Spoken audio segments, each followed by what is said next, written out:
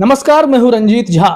राहुल गांधी को मानहानि केस में जमानत दे दी गई है। यह जमानत तब तक वैलिड रहेगी जब तक राहुल गांधी की सजा और दोष सिद्धि को लेकर कोई फैसला नहीं आ जाता है।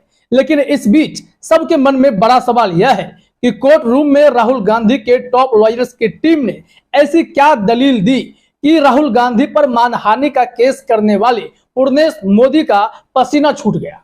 दरअसल सूरत की सेशंस कोर्ट में ऐसी कुछ ठोस दलीलें पड़ी हैं जिसके बाद राहुल गांधी पर मानहानि का केस करने वाले बीजेपी के विधायक पूर्णेश मोदी की तो बोलती ही मानो बंद हो गई हो। तो हम आपको बताने जा रहे हैं कि कोर्ट रूम में ऐसा क्या हुआ, राहुल गांधी की तरफ से कौन से टॉप लॉयर्स थे जिन्होंने पूरा मसौदा तैयार किया था। उनमें सबसे फेमस नाम सीनियर एडवोकेट RS चीमा का नाम है, तरन्नुम चीमा का नाम है, किरीट पानवाला का नाम है। ये तीनों वकीलों ने मिलकर जो मसौदा तैयार किया, उसके बाद तो राहुल गांधी जब सूरत कोर्ट में पहुंचे, सेशंस कोर्ट में, वहां पूर्णेश मोदी के तमाम तर्कों को धराशाही कर दिया। आपको बता दें कि राहुल गांधी के टॉप वकीलों ने जो कोर्ट में दलील दी, उसके बाद निचली अदालत के फैसले पर गंभीर सवाल खड़े किए गए। बहुत ही कड़ी टिप्पणी की गई है इस याचिका में। हम सारी बातों को आपको तथ्य के आधार पर बताने जा रहे हैं। अंत तक हमारे साथ इस खबर में बने रहिए, सारी बातें क्लियर हो जाएंगी। क्या हुआ कोर्ट रूम में, इसके लिए जरा आप अपने स्क्रीन पर सबसे पहले लाइव लॉ की खबर देखिए। हम आपको कोर्ट रूम के पूरे दलील को बताने जा रहे हैं। जानकारी यह दी गई लाइव लॉ के द्वारा कि केवल नरेंद्र मोदी ही दायर कर सकते थे मानहानि का केस। शिकायत पॉलिटिकली मोटिवेटेड है। सूरत कोर्ट में राहुल गांधी ने अपनी अपील में कहा, जिस मोदी को लेकर के दलील दी गई है उसमें बहुत ही महत्वपूर्ण पॉइंट है। जरा एबीपी न्यूज ने जो लिखा है उसे देखिए। हेडलाइन में ही है कि 13 करोड़ मोदी हैं, सिर्फ हिंदू ही नहीं।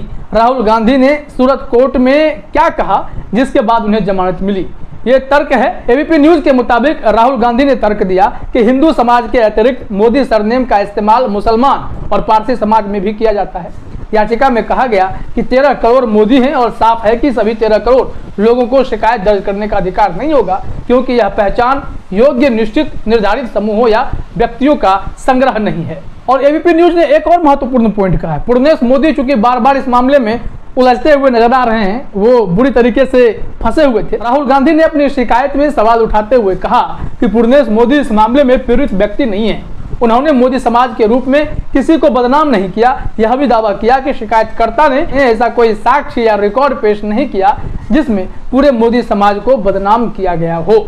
ऐसे में इन सब दलीलों को सुनने के बाद पूर्णेश मोदी को भी यह फील हो गया होगा कि उन्होंने गलत दिशा में कदम बढ़ा दिए थे और शायद किसी के इशारे पर आकर उन्होंने राहुल गांधी को फंसाने की कोशिश की। लेकिन अब सूरत की अदालतों में यह सब मामला टिकता हुआ तो नजर नहीं आ रहा है।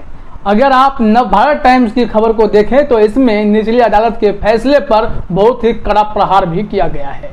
अपील में राहुल गांधी की तरफ से वकीलों ने कहा कि निचली अदालत के फैसले को कठोर बताते हुए राहुल गांधी ने अपनी अर्जी में कहा कि चीफ जुडिशियल मजिस्ट्रेट CJM ने जो फैसला दिया है वह साफ तौर पर गलत और विकृत है, क्योंकि आपराधिक मुकदमे की सुनवाई में साक्ष्य सबसे अहम होते हैं, लेकिन यहाँ पर इनकी अनदेखी की गई। न्यायिक सिद्धांत का घोर उल्लंघन हुआ है और इस मामले में गैरकानूनी अनुचित तथ्यों और परिस्थितियों को साक्ष्य मानकर याचिकाकर्ता को आरोपी बनाया गया। राहुल गांधी ने अपने वकील के माध्यम से दायर याचिका में दावा किया कि दोष सिद्धि के फैसले और सजा का आदेश बिना किसी सबूत के पारित किया गया है। हाँ, राहुल गांधी की अपील वाली जो पूरी दलील तैयार हुई, मसौदा तैयार हुई, उसमें जो टॉप क्लास के लॉयर्स के नाम हमने आपको बताए, ये सभी धाकर वकीलों ने सूरत सेशंस कोर्ट में डंका बजा दिया। जरा अपने स्क्रीन पर देखिए, इसमें जानकारी दी गई है कि अपनी अपील में राहुल गांधी ने कहा कि उनका भाषण सभी चोरों का सरनेम मोदी क्यों है, नरेंद्र मोदी, नीरव मोदी और ललित मोदी के संबंध में थे, न कि पूरे मोदी समुदाय के संबंध में। उन्होंने कहा कि 13 करोड़ लोग मोदी हैं और हर कोई शिकायतकर्ता तो नहीं हो सकता है। पहला तर्क तो यही दिया गया। यह appeal senior advocate RS Cheema, advocate Kirit Panwala और एडवोकेट तरन्नुम चीमा की एक कानूनी टीम के माध्यम से दायर की गई है, जिसमें कहा गया कि मोदियों का कोई विशेष ग्रुप नहीं है जिसे अन्य मोदी से अलग मानहानिकारक बयान में संदर्भित किया गया है। अब आगे देखिए, दलीलों का दौर शुरू हुआ। कैसे पूर्णेश मोदी के उस मानहानि केस पर ही पूरे सवाल खड़े कर दिए गए राहुल गांधी के वकीलों के द्वारा। याचिका में कहा गया 13 करोड़ मोदी हैं और स्पष्ट रूप से उपरोक्त निर्णयों के अनुपात के अनुसार सभी 13 करोड़ लोगों को शिकायत दर्ज करने का अधिकार नहीं होगा, क्योंकि यह पहचान योग्य निश्चित निर्धारित समूह या व्यक्तियों का संग्रह नहीं है। भले ही प्रतिवादी शिकायतकर्ता मोदी है, वह शिकायत दर्ज नहीं कर सकता, क्योंकि मोदी कोई अच्छी तरह से परिभाषित दृढ़ निश्चयी निश्चित निकाय नहीं है जो बाकी मोदी से अलग है। फिर उन्होंने जो प्रस्तुत किया वो भी जरा अपने स्क्रीन पर देखिए कि शिकायतकर्ता भाजपा विधायक पूर्णेश मोदी पीड़ित व्यक्ति नहीं है। अगर कोई शिकायत होनी थी तो वे स्वयं नरेंद्र मोदी की ओर से की जानी चाहिए थी, क्योंकि 2019 के भाषण में राहुल गांधी ने नरेंद्र मोदी को लेकर टिप्पणी की थी। आगे फिर याचिका में यह कहा गया कि व्यक्तिगत रूप से नरेंद्र मोदी के खिलाफ कथित लांछन के लिए केवल नरेंद्र मोदी को मानहानि के अपराध से पीड़ित व्यक्ति के रूप में माना जा सकता है और केवल नरेंद्र मोदी ही इसके लिए शिकायत दर्ज कर सकते हैं और पूर्णेश मोदी प्रतिवादी शिकायतकर्ता को अपनी ओर से शिकायत दर्ज करने का कोई अधिकार नहीं है और इसलिए पूर्णेश मोदी की शिकायत टिकाऊ ही नहीं है।